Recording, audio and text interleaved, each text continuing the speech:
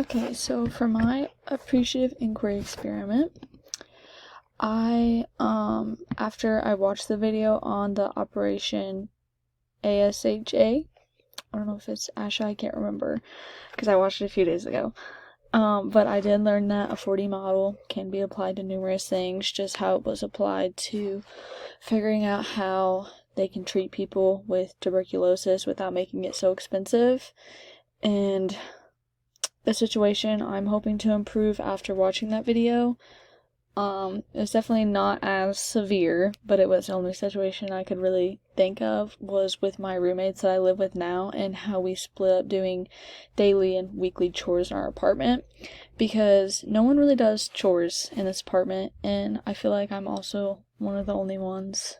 that does stuff. And I just thought that in this experiment I could use it to come up with a way how we could equally divide up chores so I'm not just the one person who's doing everything. And I have 3 roommates, so I feel like that this could all be divided up pretty equally and evenly between us. So for this experiment, I plan to first buy a whiteboard and then just write all of our names down and put the day of the week or just the week of like January 23rd through the 30th or something. And then put each chore that we will, or chores that we will be doing that week, like such as cleaning off counters or cleaning out the fridge and taking out the trash. And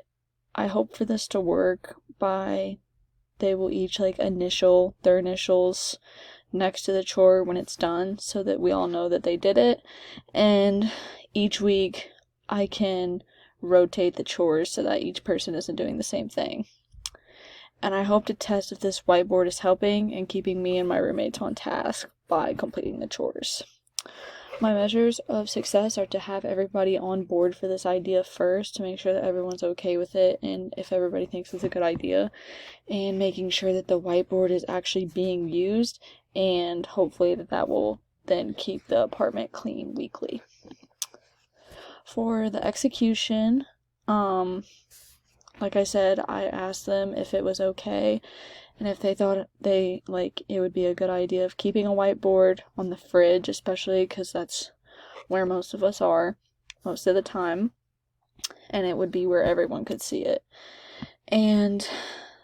after buying the whiteboard and I wrote down our names and the weekly chores and daily chores, I put it up on the fridge before I went to bed so that morning or even that night they could look over it just to see what they had to do and what they needed to do for that day and for the rest of the week. And I started this about a week ago, and so far it has been going well. I have had some of my roommates just accidentally forget to do something because they've been at work, and we all have school, so I get that things can be busy, but it always did get completed at least either that night or the next day. For my reflection, I learned about appreciative inquiry that everything is a process and it will not always turn out the way that you want it to, and some things will not, it will not be perfect. Just like how I said before, that not everyone, sometimes people would forget to do their chores, and it doesn't always turn out the way that you think it's going to, because there will be a lot of things that could go wrong. And a lot can also change in things such as conflicts or situations by using appreciative inquiry. Like, if I wouldn't have used this, I probably would have never came up with this solution as to help with cleaning and doing the chores. And also that appreciative inquiry can be used for either professional or personal purposes. So I used it was more personal, but it could also be used in your professional life, such as where you work, if you're having some kind of conflict there. And and so to implement appreciative inquiry in the future, I plan to try and use it also in my professional life, since for this I used it in my personal life, and I hope to use it when I go more into depth into my career, because I don't really have a career right now since I'm still in school and I'm only 20 years old. So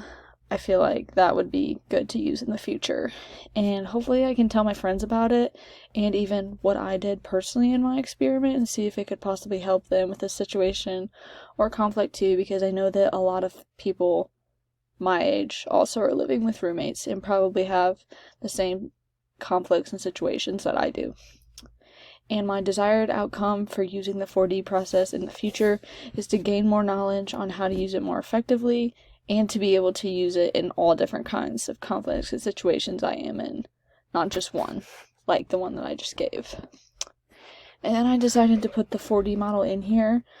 just to show like how I used it with the discovery, design, dream, and destiny, and then I put my topic in the middle so that you know what I'm talking about for each one of these little blocks. But so for my discovery, obviously that was like the plan, that me and my roommates don't do equal amounts of household chores around our apartment, so I found the solution of designing a chart on the whiteboard that keeps track of who cleans what that day, and it just gives everybody their own chores to do. And for my dream, I just hoped that this would help keep our apartment clean and not just have one person doing everything. And for the destiny, I just said that I hope this design becomes something that more people can also use, especially college kids who also could live with other roommates and be in the same situation as me.